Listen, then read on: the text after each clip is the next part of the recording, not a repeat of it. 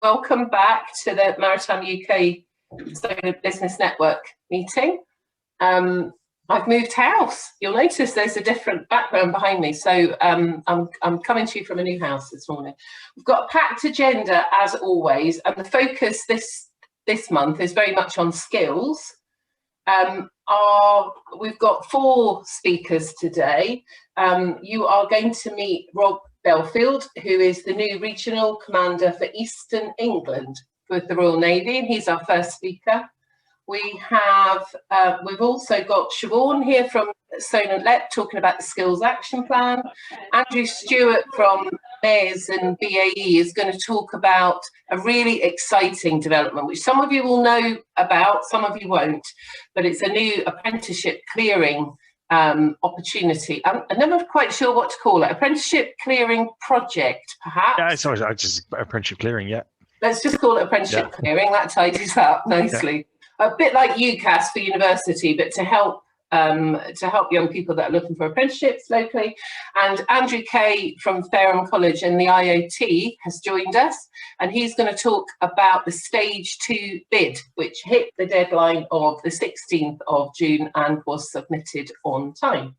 So I think what we'll do before we go anywhere else is we'll start with Robert Bellfield, who has a presentation for us. Rob, over to you. Okay, Lorna, thank you very much indeed. And I hope you can all hear me. If you can't, please come back straight away. Never start a presentation with an apology, but I have 2. One is that a short notice change of plan meant that I'm working from home today, but left some of my uniform bits and pieces at work, so I'm not in uniform. So I'm masquerading as a military officer in civis. And secondly, sharing screens and working on Zoom is new at the moment for us, so I hope it works without any technical support by my shoulder. But that's right in this modern age. It's great to have the opportunity to be able to speak to everybody. There are plenty of familiar names on the attendance list, and I'm sure they'll be marking my presentation and holding me to account, which is great. Anyway, before I put my slides up, which will just be a few to sort of support what I'm saying, but really it's the words that are important rather than the pictures. Why am I here today? This came about from a good discussion with Alan Yup recently when I first took over the job just after Easter on his work within the Solent MES, but also from a broader perspective of how I can help support the work that he's doing and you're all doing within the maritime domain in my role as Naval Regional Commander, Eastern England. And I'm very well aware that many of you will have lots of interlocutors within the Royal Navy and probably not always understand exactly who does what and what the job titles are. So my aim today really is for you to have an understanding of what I do within London and the Eastern England region, and how I can be supportive of the broader maritime industry and its relationship with the Royal Navy. First of all, just go through my background. I'm a warfare officer by profession. Majority of my career has been spent at sea. I commanded a couple of Type 23 frigates and also second in command of Ark Royal in her final days. But I also had time in capability and acquisition and training, both on the staff of the college at Dartmouth and Captain HMS Raleigh for our new entry training, and also experience in cross-government contingency planning and conflict prevention in the MOD, and considerable time in the Gulf. And most recently, I was commander of the Devonport Flotilla in Plymouth from 2017 to early 2020. And then I spent most of last year during the lockdown in the UK out in the Gulf, commanding the International Maritime Security Constructs Task Force Sentinel. And you probably don't know what on earth I'm talking about with that, but effectively commanding a coalition task force working for an American admiral, providing Iran-facing operations to deter the Iranians from interfering with maritime trade through the region. If you think back to the Steno Impero of a couple of years ago, which was seized by the Iranians, it was to make sure that sort of thing didn't happen again. So I've come from operations and then expecting to retire and go into a new second career, I was offered the opportunity to become the Naval Regional Commander for Eastern England, which is a sort of full-time reserve service role, contract for 3 years, which is absolutely fascinating. So it keeps my links with the service. So how do I describe my role? Now let's see if I can share my screen.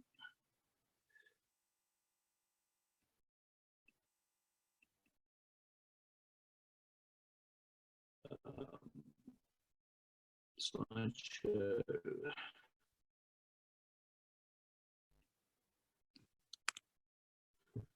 Right, I'll start with that, if that's okay. Right, so I describe myself as the Royal Navy's ambassador in Eastern England and London. And if you see on the slide there, obviously the bottom right area, I describe my region going from the Isle of Wight to Derbyshire and everything east. And it's quite an interesting challenge trying to work out exactly which county is which and which borough is which, or which town, unitary authority is which within that map. So it's quite a large slice of the UK. I have colleagues clearly in the West and Wales, up in the north. So Western Wales based at Bristol, up in the north at Liverpool, and up in Scotland based in Rosyth, just north of Edinburgh. And Captain Chris Smith up there also covers Northern Ireland. So we are the 4 Naval Regional Commanders that are responsible for engagement, or domestic engagement within UK. Now, what's interesting is where is the Royal Naval footprint around the country? Now, hopefully you can see this slide, which gives you an understanding of where many of the units are. You know, we've got a major footprint clearly in Plymouth and Portsmouth, and up in London, up in Faslane. But there's also obviously many other units which are dotted around, either particularly reservist units, which is and reservists and cadets become a major part of our footprint around the country. And in many areas of the country will be the only Royal Navy uniforms and representation that the general public will see. But in a bit more detail, you know, this is my area. I mean, this is already background, so that, you know, you don't feel as though you have to done all this, but you can see from there that there are vast areas of the country where there's very little Royal Navy presence. So, which is why I think, you know, my job is pretty important, because my job is very much about engagement, and I'll come back in a bit more detail with that with the general public. But I also have responsibility for UK resilience. So that is United Kingdom operations supporting the civil authority.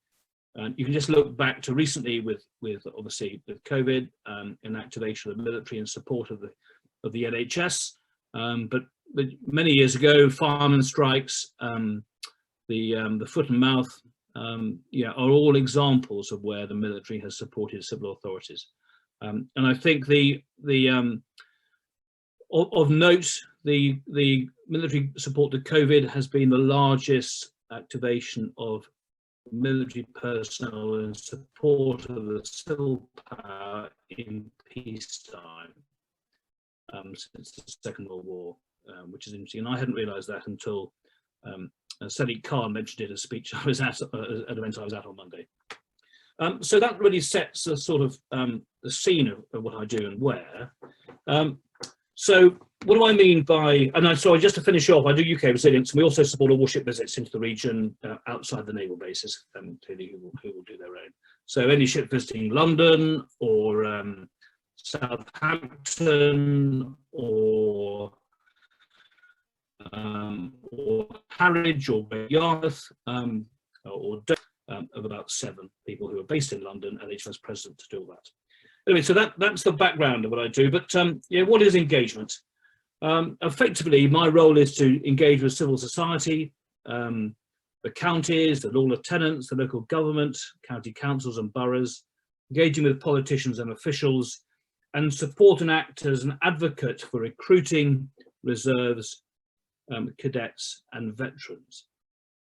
That's a pretty wide remit, you can see, across my 13 counties, and you wouldn't be surprised that London takes a lot of my time, and I have to make a real effort to get out of London and get out into the rest of the area.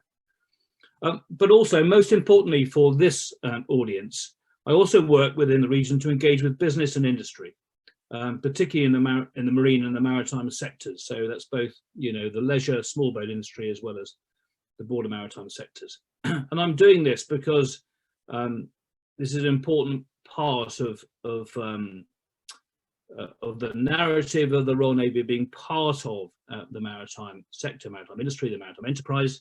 And I, you know, I see myself as an interlocutor to help support that outside the areas where they're already currently have relationships, which clearly, you know, within the Solent, there's already a very strong relationship, both with Ports and Naval Base and also with Untitled and the team at Solent MES.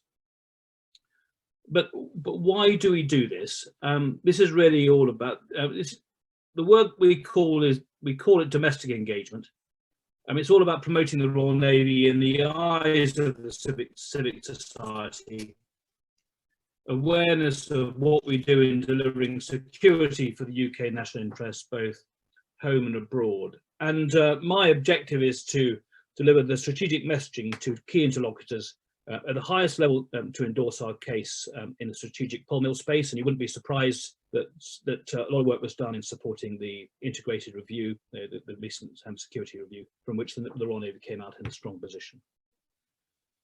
But also much of my activity needs to be in the tactical space, you know, building the network, laying the foundation for the conversation at high level.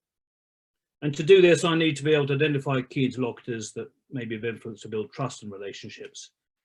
And ultimately, we do have some firm friends, and some of these interlocutors may become advocates for the Royal Navy and then maybe given an honorary commission and wearing our own uniform, who can provide advice and guidance, either in strategy development or business development, or plug gaps in our expertise at the top table.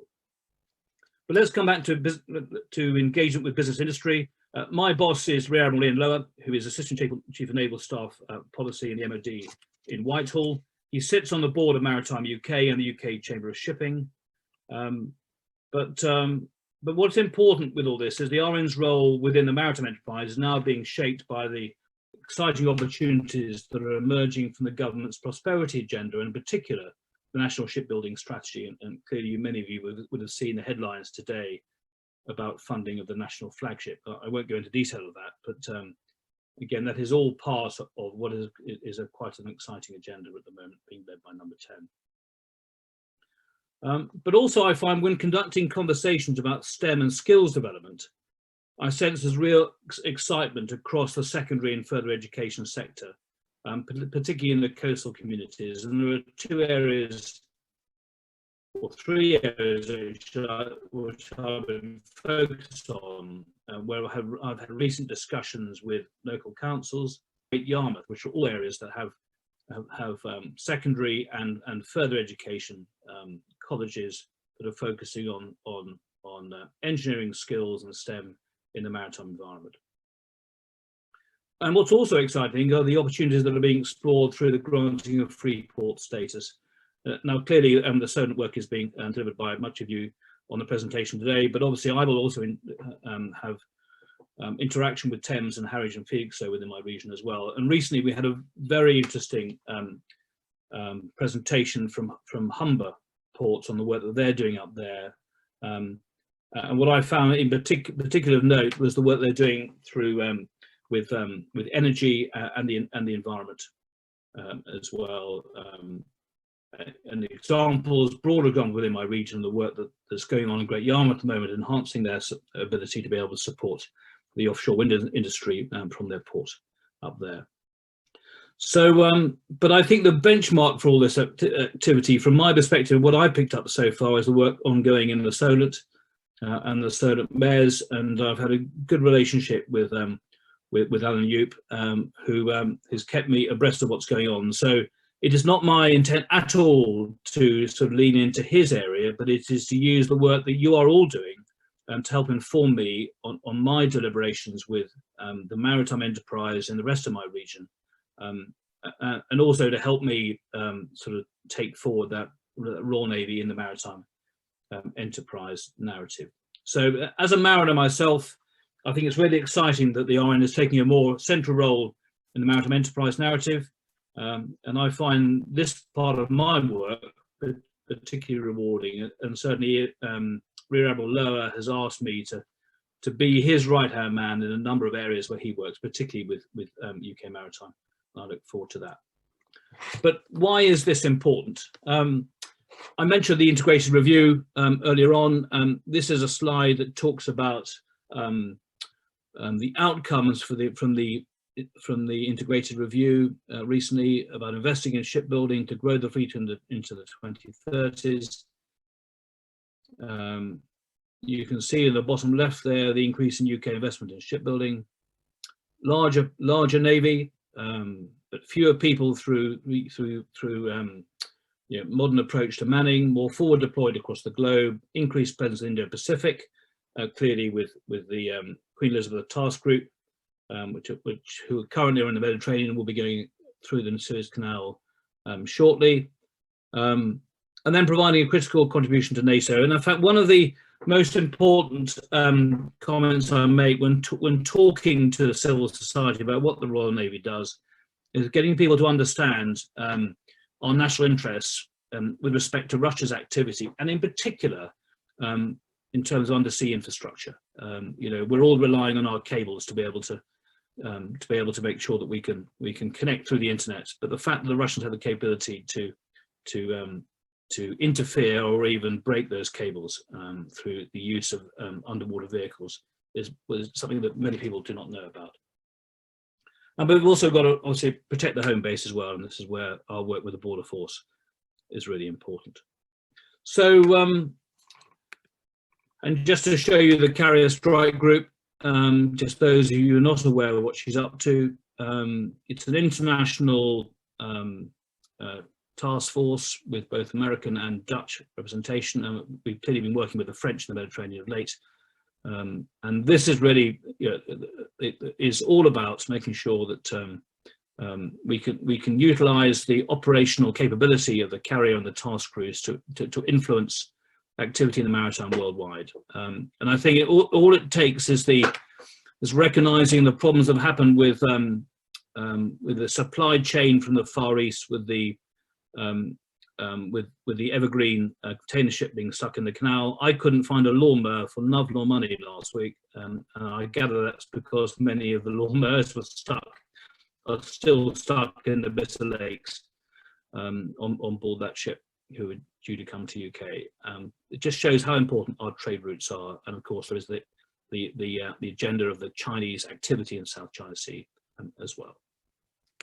So, in summary, I'm not your expert, but I am your point of contact, particularly those who don't already have a relationship with the Royal Navy. I'm an interlocutor, the person on the ground, the advocate.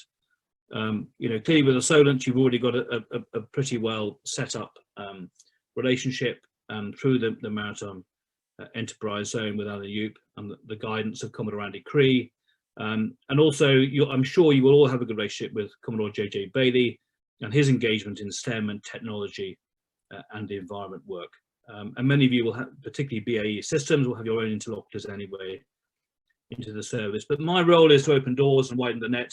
I'm looking forward to preaching the message and increasing awareness and finding our influencers and friends across the maritime enterprise in Eastern England. And I hope that gives you an idea who I am and what I do and why I've asked to speak to you today. And I'm sure, hopefully, if anybody wants my details, wants to drop me a line, the details will be available from Lorna. Thank you. That's terrific. Thank you very much. Has anyone got any questions that they would like to ask Rob whilst we have him with us? I see one comment in the chat just saying how interesting your presentation was. I don't know if anyone's got any specific questions. I'd be delighted if Phil Buckley wants to ask me a really difficult question. Well, I think what we'd like to do, Rob, is maybe have you come back to us again in 6 months' time, and then you could talk about what you've been doing and and see if there's anything that you need from us. If there's ways of the network, don't tempt me, he says. If there's ways of the network supporting you in your work, because we're happy to and absolutely want to do that as well. So congratulations. I hope it all goes well. You'll be putting in a few miles, I imagine, travelling around, but I really appreciate your time this morning. Thank you very much. Yeah, thank you very much indeed. And I think, you know, as I said, I think I'm using what the activity going on in the Solent region as the benchmark, and I certainly use it to help inform others throughout my region. But thank you. Wonderful. That's fantastic. Thank you very much. Right, if everyone's happy, I think we'll move on to Siobhan Flynn, my colleague from the Solent LEP, who's going to talk about the skills action plan. Siobhan, over to you.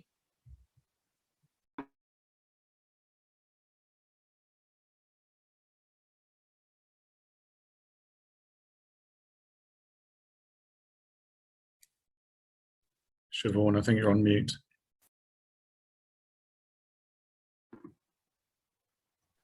I pressed the little button to say unmute and it didn't work. Thank you. Good morning, everybody. Can you hear me okay? We can now, thank you. Lovely. Yes, I am Siobhan Flynn. I work very closely with Lorna. We kind of cross over on a number of skills and employment matters at the Solent LEP.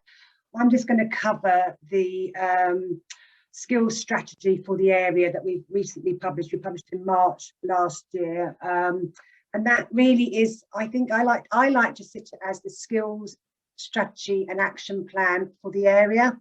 It's not the Solent LEP per se, it's a comprehensive evidence base looking at the needs of the area. So I'm just going to run through a few slides for you. I'm hoping not, oh, there you go.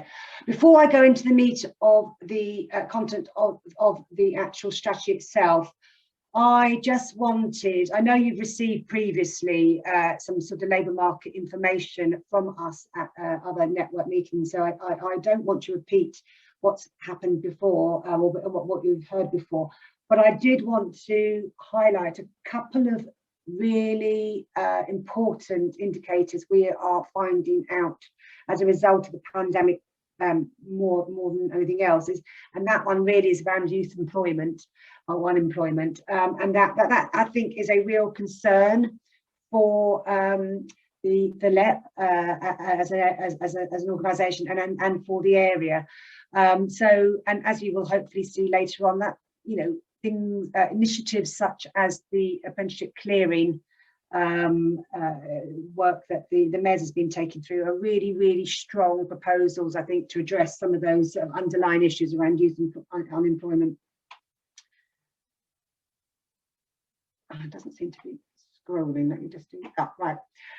Okay, so just to sort of summarise where we are as a result of the pandemic, we've seen a very significant rise in out of work claimants. But this actually has a sort of spatial variation. You won't be surprised to hear that areas such as our cities and the Isle of Wight have proved a little bit less resilient to the impact of the pandemic. Certainly on the Isle of Wight, the tourism industry has had a massive knock. And as a result, we are seeing quite large increases in unemployment or out of work and income support being required. We still think, although we haven't seen huge amounts of local redundancies, we do think as the fellow scheme comes to an end, there will start to see some increases in redundancies. And we, as I've just mentioned, young people are particularly vulnerable to unemployment, and also those in lower skilled roles. And alongside that, we've also seen that as the economy starts to pick up again, you know, entry level roles are more limited than they may have been pre-pandemic.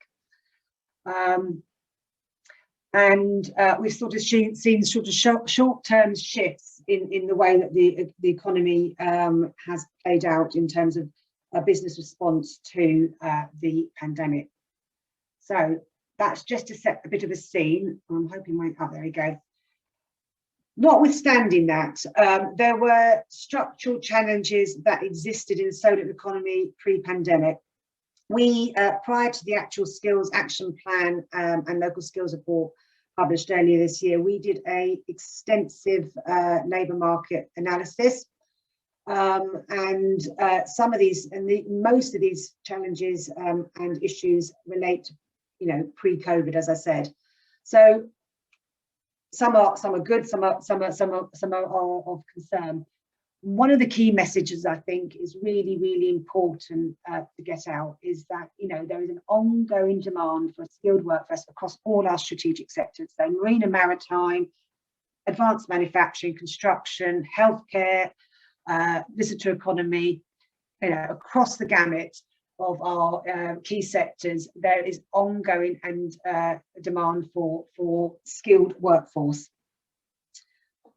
We are seeing, and this has been accelerated by the pandemic, the impact of an autonomy. Sorry, I can't get my teeth in, on the demand for labour. So and the skills that our workforces need. So it's changing the nature of jobs. That doesn't necessarily mean that the jobs are going to go. It just means the nature of the actual jobs are changing. And I think that's a really key message to get over to people. Always one on the list of business requirements and surveys that businesses we undertake with businesses, the importance of softer skills such as social communication skills, critical thinking skills, resilience, inquisitive thinking skills are all really important, and that is again across the board. It's a really important. So it's not so much the qualifications; it's actually the skills that surround the workforce that we think will you know, support business growth and economic growth. We've also noted at both ends of the sort of pipeline into the labour market that we need to boost graduate retention. We have 3 universities in the Solent, and we find that retention rates are, for the number of graduates that come onto the market every year, so to speak, we don't retain as many as we would like. And we find that the draw to London is significant. So there's some work to do around boosting graduate retention. And conversely, we do have some pockets of young people who are NEET, and that is not in education, employment and training. And we've seen that absolutely rise exponentially in some areas as a result of the pandemic. A lot of young people who have missed were, you know, if they were at the start of the pandemic disengaged from school, you know, 15, 16 months on, we're really seeing that you know, that is an issue, and there's some work we need to do, and others and partners to do to ensure that we try and lessen the impact of young people becoming NEET. You know, the evidence suggests that's a long-term scarring of impact on their lifetime earnings. So the more we can do to shorten that period that they are NEET, the better. Underperformance and school attainment, you know, when they leave school at year 11 and year 13 is a bit of an issue. We underperform against national averages, and that's in terms of GCSE results, English, maths and science. And also that is also around at level year 13, actually progressing to higher education. We get quite a significant amount of youngsters get their level 3 qualifications, and it tends to drop off. So that's something that we need to tackle as an area. And as I sort of mentioned at the beginning, we have still persistent pockets of skills deprivation and inequality. And the two really go hand in hand. And we have some, but not, you know, across the board, we have some mismatches between the supply of skills and the demand for skills. So that is the people available in the workforce for our businesses and companies to draw on, and they are telling us that they are certainly skill shortages in some of the sort of key sectors around manufacturing and advanced manufacturing, and also some more generic high-level skills around leadership and management. And the other piece, I think, which is one that when I speak to schools, and I didn't really introduce myself particularly well at the beginning of this, but I also we have quite a large sphere of work where we actually work with all the schools and colleges across the Solent, and I'll come on to some of that in a little bit. But actually, it's a key message we like to really sort of take home to young people, is that we have an ageing workforce, no surprises there, you'll all know that. There are jobs across all sectors, you know, there's the full gamut, and there is really, really important that we ensure that we have a strong supply of young people coming and moving into those jobs as people move out of the labour market. So on the other half of this screen, you can see sort of life after COVID. We see this both as some shift in focus as a result of the pandemic, and also opportunities to really start to think about some of those structural challenges I've just covered. So, as I mentioned, digital transformation, and within that we mean digital inclusion. So that's not just about ensuring that we have a workforce that is digitally literate. It is also about making sure that everybody has access to the tools you need to you know, to develop your digital skills. One of the things we found right at the beginning of the pandemic was it wasn't that for our students, certainly in some of our schools, you know, it wasn't just about being able to access the, you know, the digital content that schools were producing. It was also about the fact that young people didn't have the kit at home, and they didn't necessarily have the broadband. If you try and study off a pay-as-you-go phone, you pretty soon use up your credit. So there's some real structural challenges there, and we also see this as an opportunity to tackle some of that skills deprivation in some of our areas in the cities, and as I said, towards the Isle of Wight. One of these shifts we are seeing as a result of the pandemic is this sort of idea around proximity and locality. I think it's safe to say that a lot of businesses out there in the Solent are now reviewing, you know, the workspace they need. They're reviewing the way that they operate as businesses, in terms of, we will not see a return to 5 days a week commuting to the office.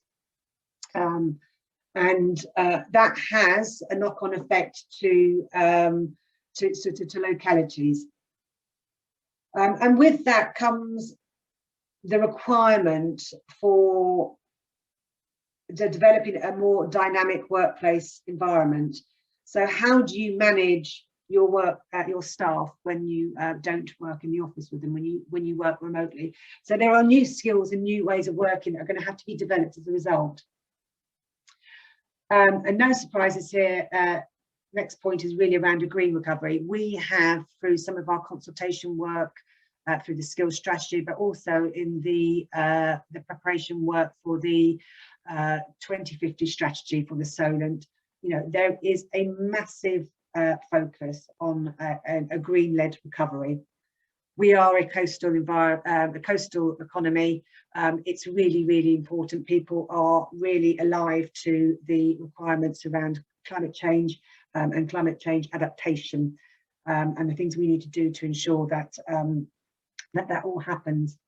And then lastly, health and well-being, and embedding that into all we do is also seen as a paradigm shift that perhaps didn't quite exist prior to the pandemic.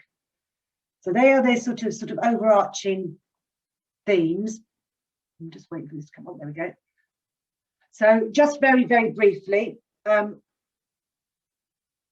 mentioned the 2050 strategy. I think you've all previously had talks from our Assistant Director, Stu Baker, on the strategy and emerging strategy. Not going to read each one of these 7 strategic priorities out, and they're all on the screen, and these slides will be made available afterwards.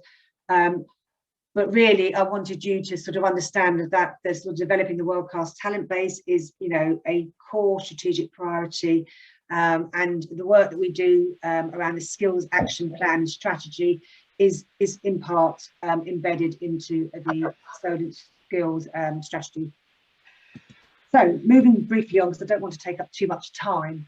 The evidence base suggested, I'm getting some feedback. Are you okay? Is that okay? Sorry, just sort of trying. We have devised the strategy under 4 pillars: awareness and aspirations, brokerage, core sectors and competencies, and digital inclusion. So taking each one in turn. It's really the awareness and priority 1, awareness and aspirations. This is really about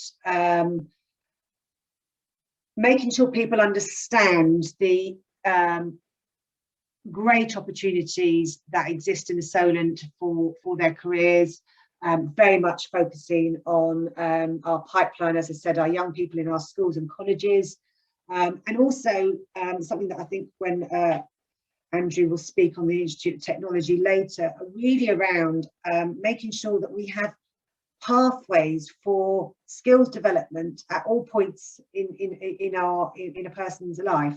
So there's the aspiration piece, but there's also about young people and more generally our resident labour market, understanding what is out there and how to get there.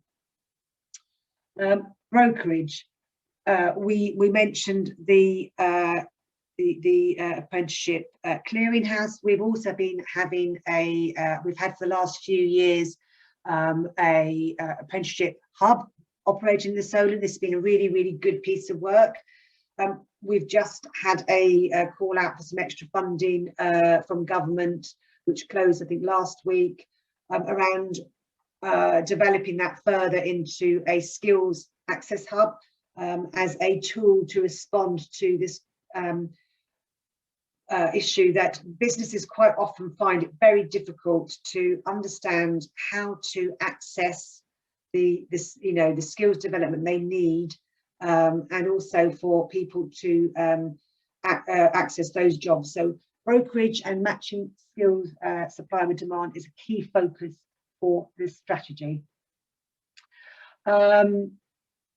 We need to constantly, I think, have a dialogue with our core sectors to understand what it is they need, what it is their skills gaps. And again, I think, what Andrew will say on Institute of Technologies, I think actually speaks to that as a key initiative.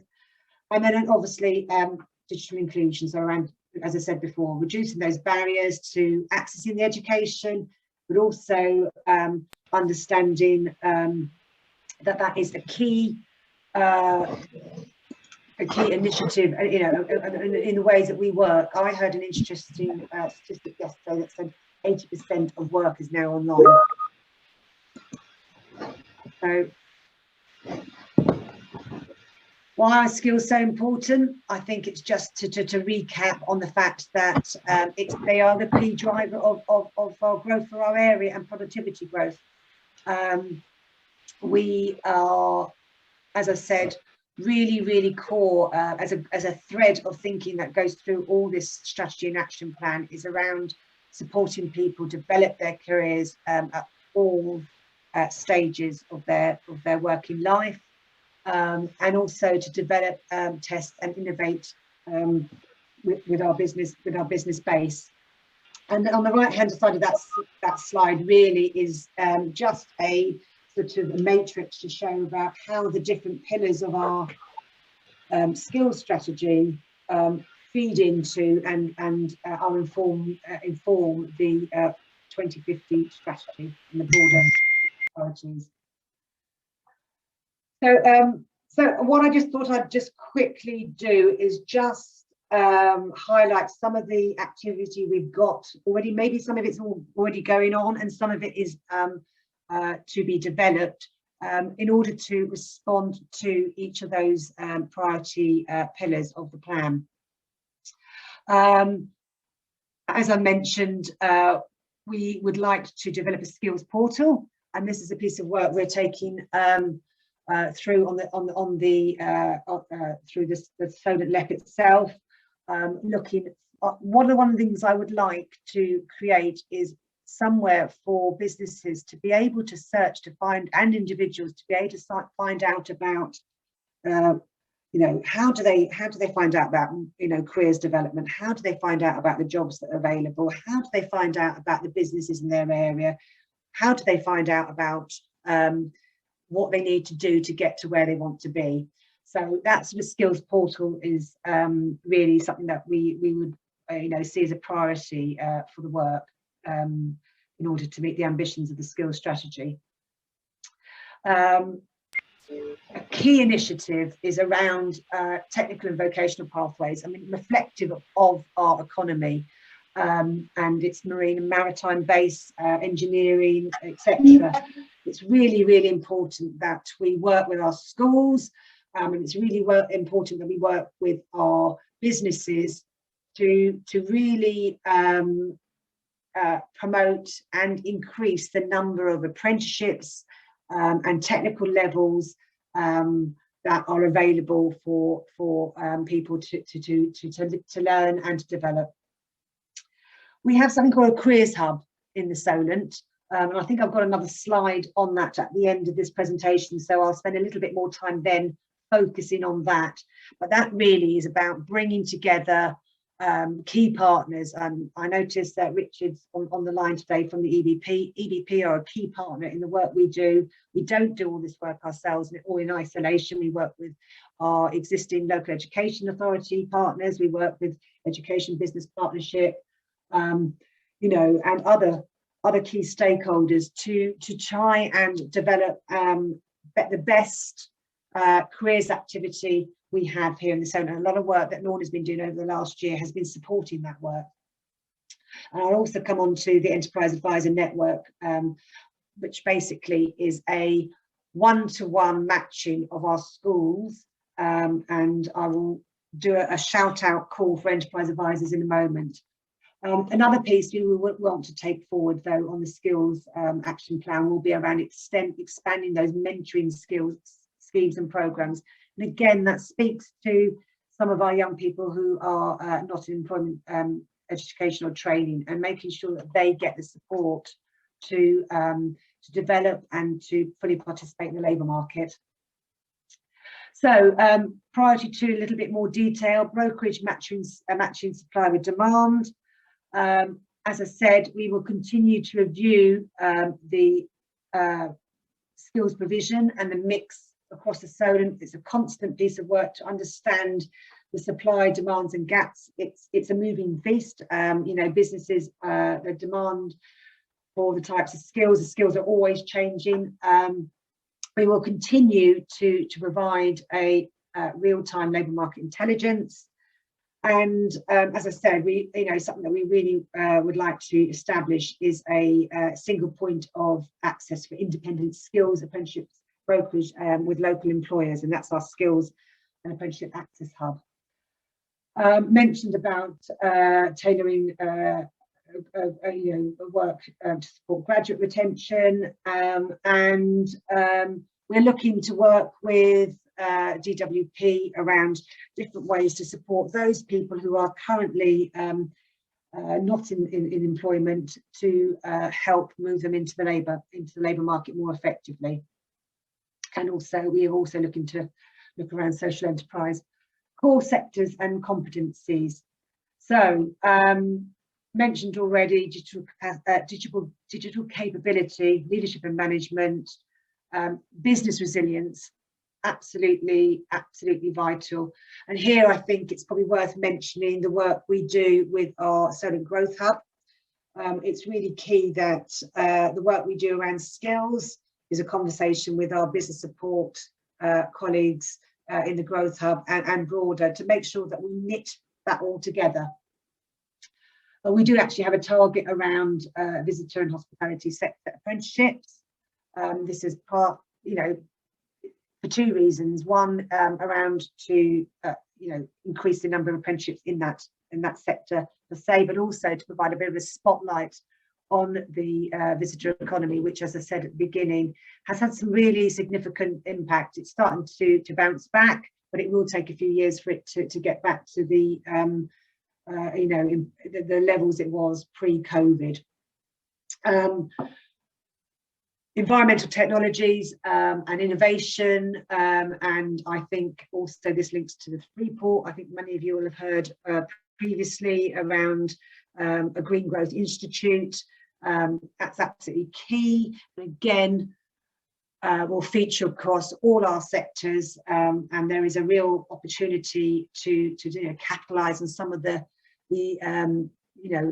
innovation that's taken place in the marine and maritime sector in particular. We'd also want to develop a medtech cluster, and obviously you know about the Freeport. One of the things we would like to do is establish a local digital skills partnership to really think about some of those structural issues we've got around digital skills. So that's a sort of, making sure that everybody's got access to fast and accurate broadband, but also about having it's a socio-economic inclusion piece around access to the tools, but then also a third piece which will be around actually ensuring our workforce have the digital skills, a whole gamut of digital skills what we need to compete in the modern world. We also would like to establish a dedicated task force to look at some of the big issues and big questions of our time around artificial intelligence and cybersecurity, and of course things like robotics. Obviously, aligned to that is the promotion and increased level of provision around digital T-levels, technical level pathways, and supporting our colleges and providers to work with businesses to provide those placements for T-levels. I don't know whether you've had previous speakers talk about T-levels, but the thing about T-levels which makes them very different from a normal A-level is that they have a significant amount of work placement element in the actual study. So they are a study program like an A-level, but with significant periods of time in the workplace. So I've been mentioning our Careers Hub. We work with every single Solent secondary school and college. That's roughly 100 schools and colleges across the Solent. I have a team of skills and enterprise executives who work with the careers leaders. They work with the strategic leadership team. And in a nutshell, it is around supporting those schools and colleges provide the best careers information, advice and guidance that is possible. It's around making sure that they understand what's out there in terms of businesses, on what types of jobs exist now and in the future, and really, more importantly than anything, the types of skills employers need. So we work across with a number of employers, and we do this in two really key ways. One is, I mentioned at the beginning, is we have enterprise advisors, and I am always looking to recruit more enterprise advisors. I can't emphasize more strongly enough, if you as a business are struggling with the entrance to your business, to young people leaving school, and you think that they haven't got the skill sets that you would ideally like to see, come and speak to me, because I would really like the opportunity to work with you and get you in front of schools and work with schools to influence that outcome. So it's a real, can't emphasize that enough. It's, you know, it really is a case of, if we want to influence our pipeline of young people entering the labour market, we really do need businesses to sort of step in, you know, forward and work with us, with schools, because there is nothing more valuable than a business telling young people, this is what I need, this is what I expect. It is just, it cannot express how transformational it can be for young people. So plug over. So why, when we do it as well, what some of the other broader strategic agendas around the Careers Hub? It's around making sure young people have more encounters generally with employers. It's around making sure that schools and colleges, and not obviously so much FE colleges, but some of our sixth forms perhaps more, it's more relevant to, you know, recognising that our further education colleges already work with hosts of employers. But it's around making sure that they understand the jobs, and also it's around going back to that initial pillar. It's around that aspiration and inspiration piece, you know, really getting our young people to feel that there's a future out there, and it's a bright future for them. Hopefully, yeah. So I'll just skip that, because obviously I know that and Andrew is going to speak on Institute of Technology. Rather though, the reason why it's on this as a skills piece is because it's a key plank of our skills action plan.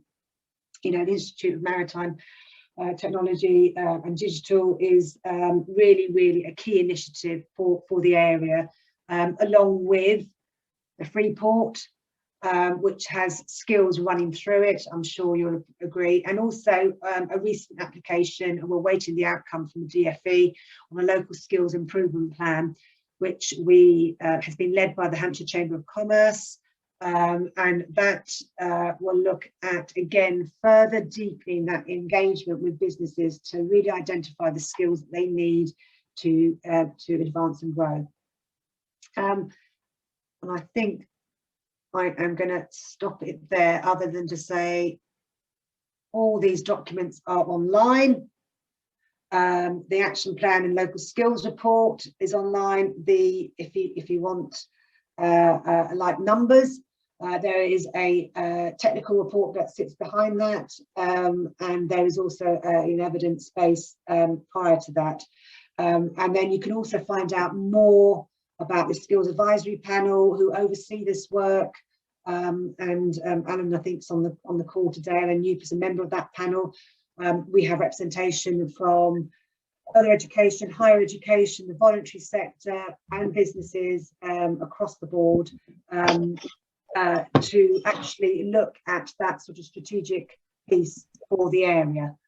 I think that is it. Questions, and I'll stop sharing then. Any questions? Thank you very much, Siobhan. Yeah, anyone got any questions for Siobhan following her presentation? I think you stunned them all into silence, Siobhan. Leonie's got a raised hand. Hello, Good morning. Good morning. My camera seems to be flashing away in black and white, so I'm not quite sure what's happening there. I don't know if you can see me or not. Just to pick up on a couple of things that relate to what Siobhan's been saying, as part of the response to the pandemic, DWP has now set up the Kickstart scheme, which is about providing opportunities for young people who are claiming universal credit to have a 6-month work placement with employers. We're going to be running some information sessions about this, so I put that in the chat earlier. We've got one, I think, on the 8th of July. We're just firming up that date and time, but we've already firmed up the 21st of July from 1:30 to 2 o'clock. So it's just a 30-minute session, just running through what Kickstart's all about, and also a few other bits and pieces about how Job Centre Plus and the DWP are responding to the situation at the moment in terms of supporting people back to work. So I don't know if Lorna, if I send you the invite to the events, whether you could circulate it to members, Lorna, Yeah, and absolutely. hopefully we'll have that ready later on today. But it's really sort of going ahead full steam at the moment. We're getting around 100 people in our district onto Kickstart placements at the moment, and we cover Hampshire, Isle of Wight, Dorset and Wiltshire.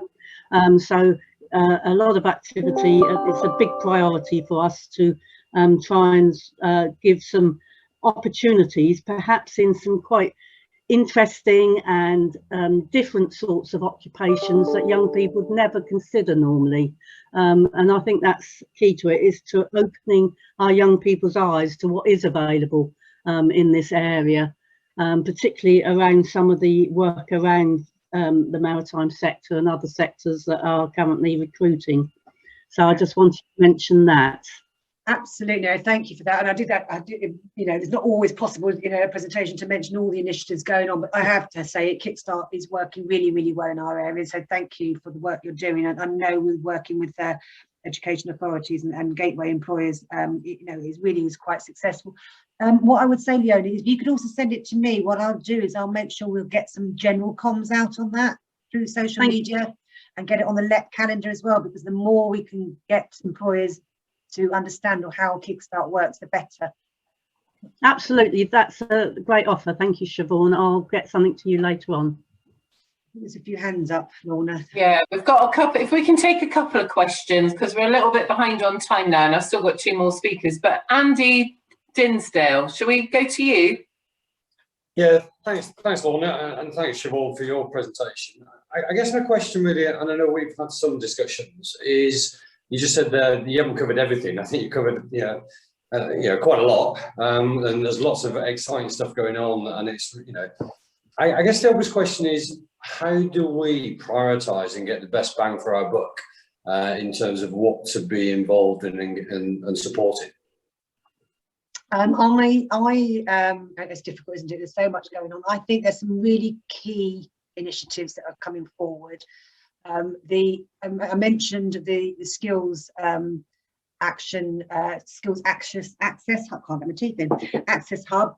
I think there's a real important conversation around doing working with those providers already out there who are sort of knitting that sort of conversation together. Go through the access hub, which is linked to our growth hub, if you want to find out about where to get the skills your business needs. The other one I would say, which I didn't have time to mention, was around the cornerstone employers.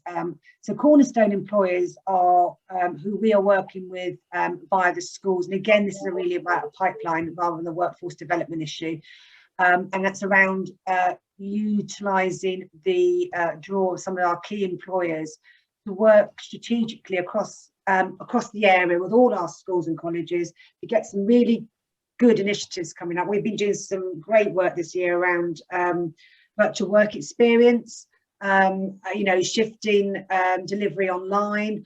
We've been doing some great work around developing some digital tools to get young people to understand the jobs available. And I could just see Lee's just popped up onto my screen. Lee Hampton's been doing some great work at Eastleigh, just bringing to life jobs that are available for young people to inspire and aspire to. So I think there's a number of things. I think there's something around creating those technical pathways and working with those providers already in some key initiatives. Should we be fortunate to get an IoT? I think the IoT and the Freeport are going to be absolutely transformational for our area. They really are. Perfect. I think I don't see any more hands up other than yours, Siobhan. So I think there we go. I've lowered it. You're waving at us. So I think thank you very much for that. That was terrific. And I think if we hand straight over to Andy Stewart. He's going to talk to us about Solent Apprenticeship clearing, and I think you'll see the link here, but I think you're all going to be really impressed with this initiative. So over to you. Hi there. Hopefully I'm coming through nice and loud and clear. I've set a little timer, so I'll keep on my point. So I'll try and whistle through. So there's quite a number of people on the call that may not know about the Solent MES. So I'll give a very, very quick overview of the Solent Maritime Enterprise Zone, what we do, and then move into sort of Solent Apprenticeship clearing. So I do work for BAE Systems, but I've been seconded to support the Solent Maritime Enterprise Zone. And this was formed in the very end of December 2019. Different world then. We were allowed to meet people in person, and Zoom wasn't such a sort of a thing we did from hour to hour. And it was set up with the vision that's sort of on the screen to create a sort of centre of excellence for maritime research, innovation, education, skills, and training. And it's a consortium approach, so it relies on people coming along, taking part, and sort of being open and sort of sharing challenges they've got and successes as well at the same time. And the bit I'm going to talk about today, apprenticeship clearing, was born out of this kind of collaborative approach, and very much I think the mantra that sort of I hold dear about Solent MES is the sort of connect, collaborate, and deliver. By getting people in the room and sort of talking about the problems we've got and chewing through possible options, we found a way forward that enabled us to sort of hopefully deliver real impact, real value across the region. So the Solent MES has a variety of objectives, and what I'll make sure is that the slides get sent out via Lorna afterwards, so you can sort of read this slow time. So apologies for sort of rattling through, but there is an INSPIRE acronym. So we focus on innovation and technology, skills, careers, apprenticeships, the prosperity and growth, infrastructure development, including the renaissance of the coastal communities. It's engagement with research and academia, all facilitated through an enterprise approach. An enterprise approach is really sort of putting everything on the table and saying that actually, when we work together, we can amplify the good things we're doing, we can amplify the requirements, and we can find solutions that are sort of scalable, affordable, and sort of genuinely add value where we need it in the region to address the challenges we've got at the time. So really, really interesting stuff. Sorry, again, apologies for 99 miles an hour, but the main sort of work streams of how the sort of Solent MES is sort of the things we've got our hands into is around innovation, technology. So there's a working group there, and the sort of big topics there we're working on are clean maritime, digital, and autonomy. There's tons of activity going on here. So we've got a connected and autonomous maritime project that's sponsored by Satellite Catapult, where we've hosted sort of Spark events. And again, that's very much looking at idea generation, collaboration, sort of bringing projects through that we want to carry on forwards, sort of high value, high impact projects, actually, to be clear. We've got recently we've joined with the National Oceanographic Centre as an innovation partner, and there's I think the next biggest thing we've got going on that's coming up on the horizon is the 5G connected Solent. So look out for all that happening around COWS in COWS Week. We've got the skills, careers, and apprenticeship working group. So whereas the innovation sort of working group is very sort of project orientated, the skills, careers, and apprenticeships has a bit of a drum beat of sort of workshops. So there's one this afternoon actually, which I'll send the details around. And again, what we do there is it's providing a space to sort of collaborate, share ideas, share successes, and very much sort of put challenges on the table that people are facing and work our way forward. As I mentioned a minute ago, apprenticeship clearing came out of that. In the skills and careers sort of apprenticeship group, there's lots of activity going on. We've got apprenticeship trailblazers, so we're sort of forming new occupational standards with employers and the Institute for Apprenticeships and Technical Studies, so around remote operations and autonomy. We've got the apprenticeship clearing we talk about today, and then we've got work looking at sort of common apprenticeships, multi-employer apprenticeships, so where in the region we've got the ability to sort of share facilities and work together in a collaborative way. That's all of those bits. Sorry, apologies again, rushing through 99 miles an hour. Now, apprenticeship clearing. This is one of the sort of elements that came out of the approach I've talked about, the sort of connect, collaborate, and deliver. So beginning of last year, we got a number of people together, a number of employers, education, academia, and something that always bubbles to the top that we always sort of have is we've always got a skills problem, we've always got a recruitment and a retention problem. And what became explicitly clear was that some of the larger employers that are easily identifiable, have big red badges, they've got banners outside dockyards, so the IBMs, the BAE systems, and the Airbuses. They have incredibly high numbers of applicants for each apprenticeship start every year. So for BAE systems, it was around 25 to 30 applicants for each space that's available.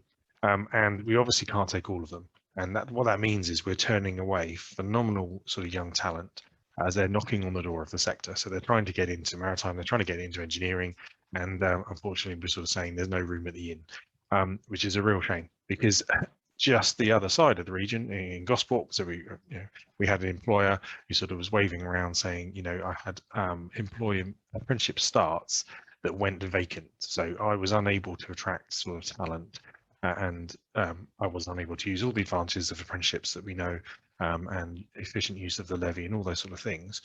So what we looked at, well, is there a model we could develop that's similar to sort of UCAS clearing for university placements, where we engage with the large employers? So the companies we've engaged with at the moment are Airbus, BAE Systems, Serco, so all with a footprint in the area, and they've all said they will engage with this process where, as people apply for positions, they'll go through their completely normal recruitment and selection routines, and then at the point where they take, they onboard their apprentices and say, yes, there's a position for you, you can start. The sort of next tier down, so those sort of nominal young people that just missed out on the competition, they get their details sort of forwarded on to the Apprenticeship Hub. So that's Jodie Fair and her team. It was mentioned by Siobhan a minute ago. So they're doing phenomenal work over there. And what they'll do is they'll then make contact with them and make them aware, make the candidates aware of available apprenticeship starts in the region. So they'll sort of say that there are these employers with similar sort of standards that you applied for. And where there are sort of data protection, GDPR concerns, we can work the other way around as well. Some of the employers, I think Airbus have said what they will do is the sort of high quality, phenomenal young people that they just miss out, they will give them the details of the Apprenticeship Hub and ask them to make contact that way. So they'll make contact and see where they can go, because if we don't sort of do this action, we lose these sort of young people to other sectors, and they go outside the region. Because I know from my personal experience, I've been involved in recruitment and selection for apprentices. Then I went up to Farnborough and spent a day on a sort of an assessment day, and I think we was about 22 people, young people that were there, and we needed 8 or 10 starts from that sort of cohort. And I genuinely think, a good 15 to 18 of those were ready to start apprenticeships, and we had to sort of turn a high number of them away. A few of them weren't quite ready, and we sort of direct them again through Jodie's team. They can help to make sure they know what they need to do to get sort of ready to start an apprenticeship. But we were sending away these sort of phenomenal young people, and the one that stood out to me as a young lady who was a member of the sort of under 21's UK rowing team, and sort of she was up and on the water supply 5 o'clock in the morning doing her training before she went to college and did her studies, and her grades were all phenomenal, and she was flying through and sort of balancing her commitments and charity work. It was just absolutely amazing. This was a phenomenal young person, and we were sort of, she's in the mix to get a place, and so we're sort of clamoring over who we can keep, but we don't want to lose that great talent as they're knocking at the front door. So this is up and running, and we sort of did a launch and sort of briefed sort of employers around it. There's absolutely no sort of charge. We tried to develop a very sort of administration light process. So we didn't want to sort of overcome people with significant administration burdens. So companies that sort of do the recruitment selection exactly as they normally would do, we just asked them to sort of forward the details on of the sort of really high quality but unsuccessful candidates.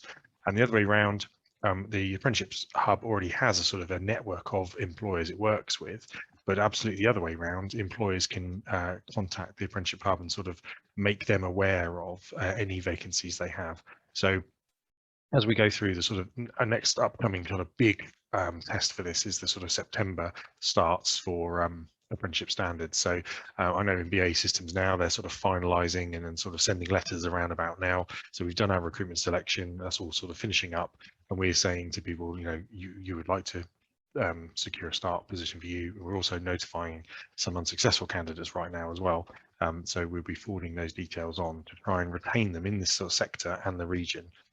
So hopefully it'll be a real success.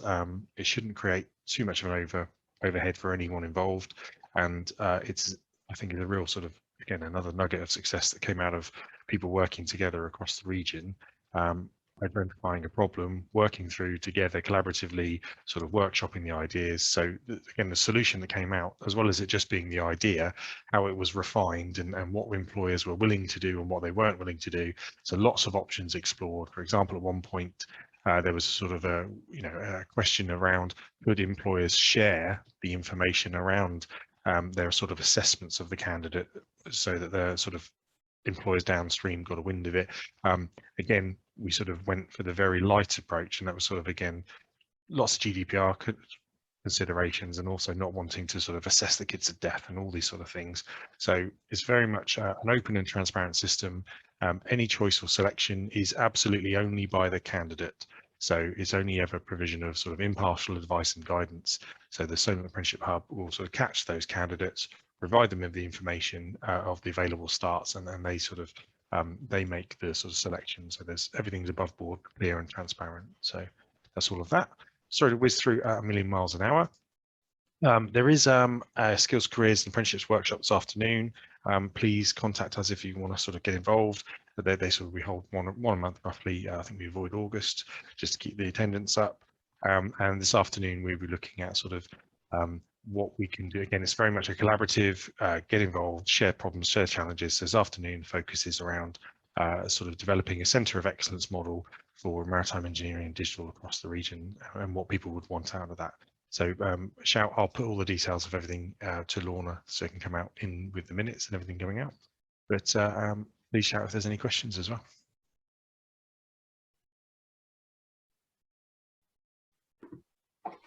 Thank you, Andrew. Delivered at the speed of light. That was wonderful. I'm sure there's one or two comments. They're not questions necessarily, but there's one or two comments in the chat. So I think really I would advise people to contact Andrew directly, or Andy directly, sorry, to talk about this and to talk about getting involved in the initiative. Initiative, that's the right word. Solent Apprenticeship Clearing Initiative. And if you're able to make that meeting this afternoon, I'd encourage you to do so. But I mean, to me, this is groundbreaking, and it's just a really exciting thing to be happening. Okay, thank you very much for that. So our last speaker today, last but by no means least, Andrew, is Andrew Kaye, that's going to talk to us about the Institute of Technology and the Stage 2 bid that was submitted on the 16th of June. Over to you, Andrew. Yeah, fine, thank you. Thank you for inviting me to talk. Let me just share my screen. So hopefully you can hear me and see the screen. Thumbs up, Lorna. Brilliant. Yeah, good.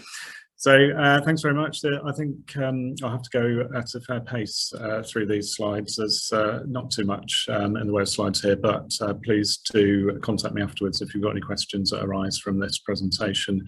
And as Andy said, I'll do the same. I'll send my slides to Lorna, and hopefully she can circulate this presentation to the group.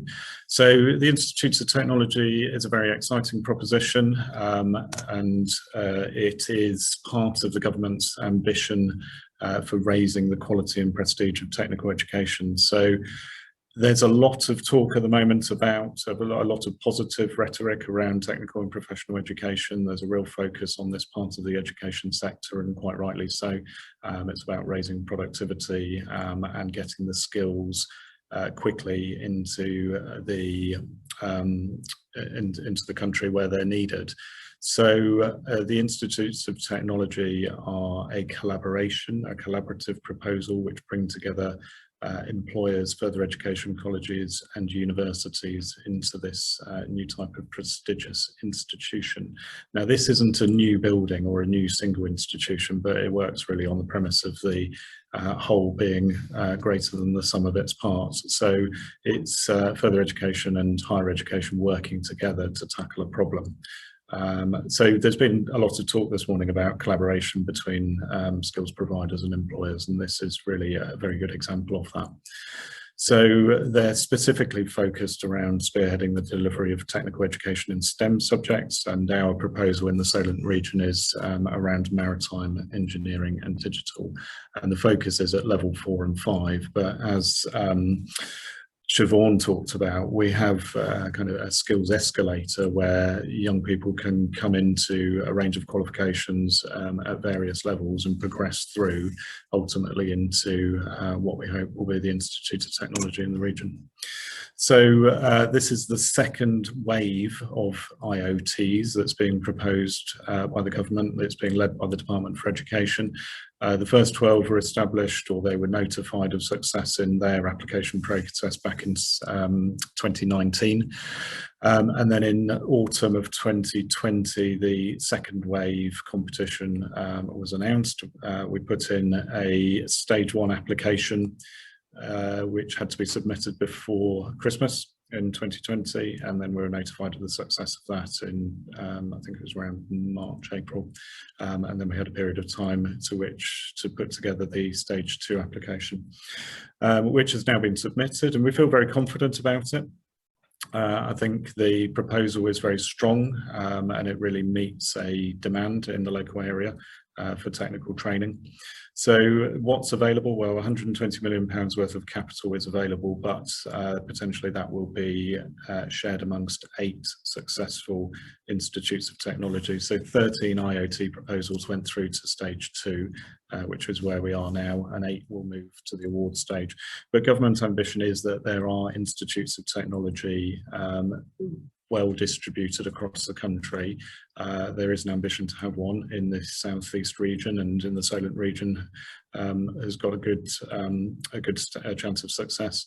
The next nearest Institute of Technology stage 2 application is in Crawley. So it's a little way away from us, so I think there's a good chance that our proposal will be looked upon favourably.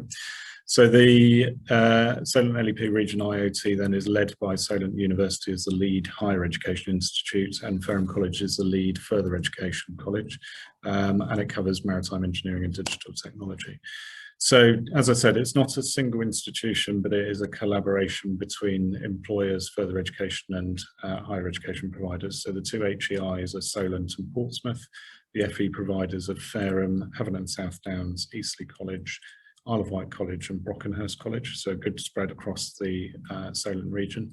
All of those colleges have got very strong existing provision in technical and professional education.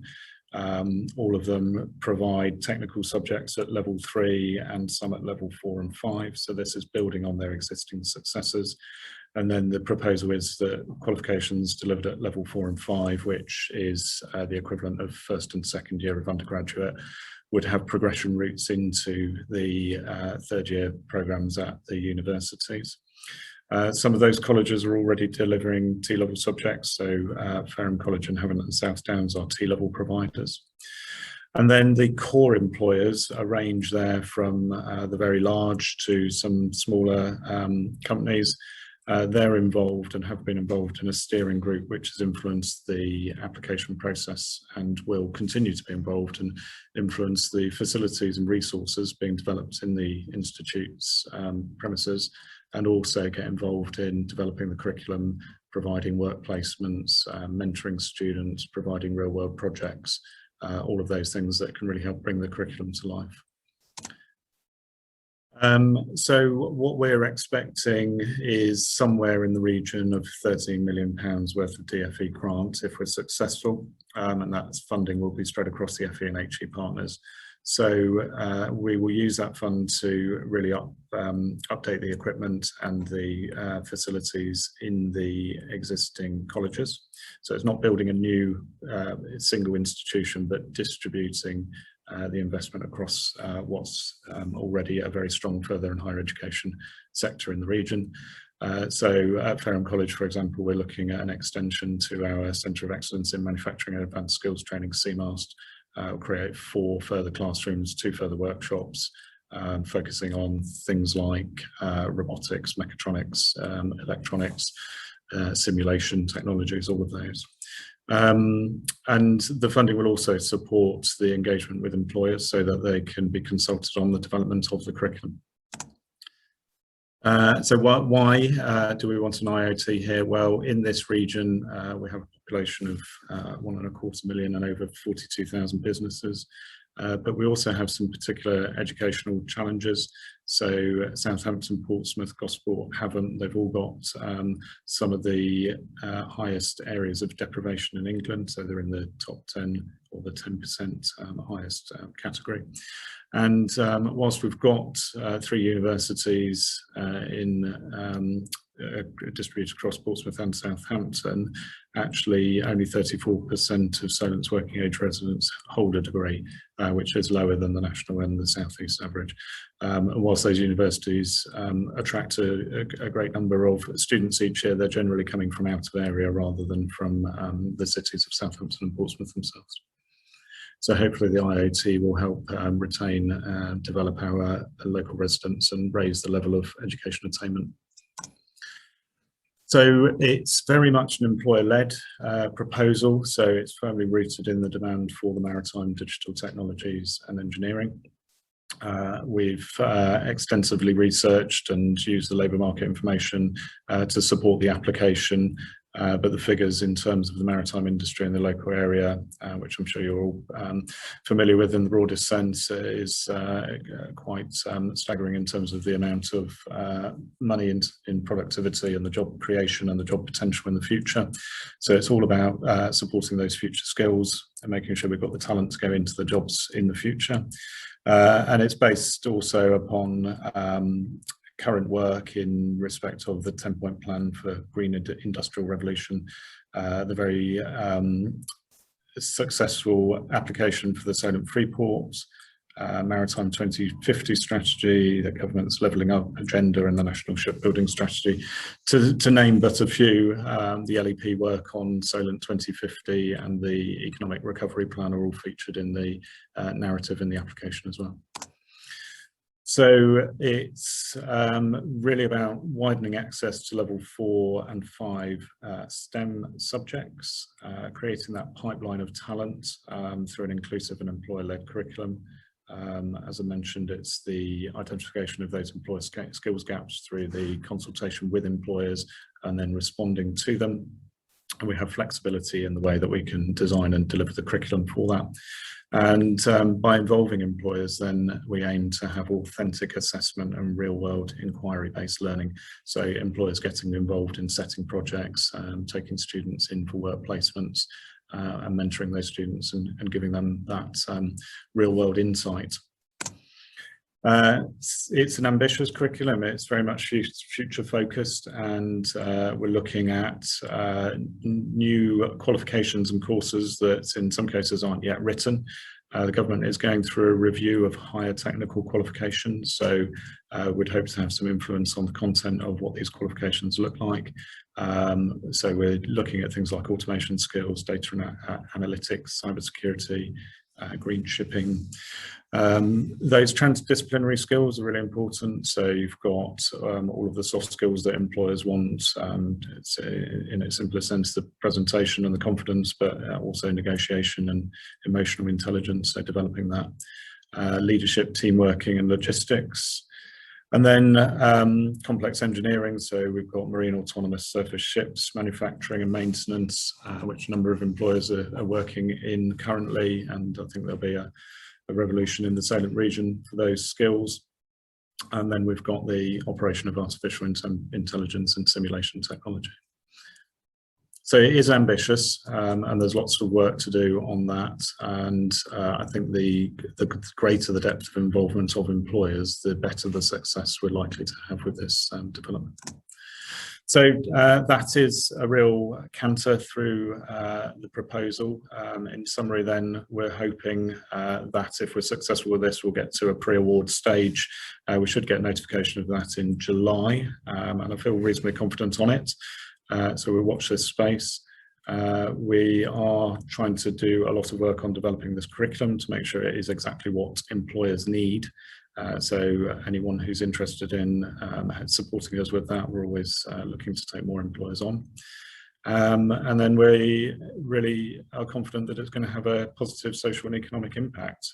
There's a lot of businesses working in the local area who are going to need young people who come through with the right skills to match the future jobs. Okay, so opportunity for any questions if you like. Thank you very much. That was a canter indeed, Andrew. Any questions from the floor?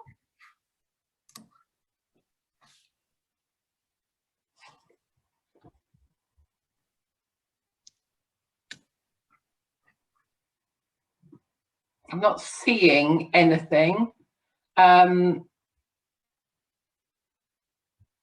Anyone? I've not seen any hands up. Will, I'm not sure if you are instead.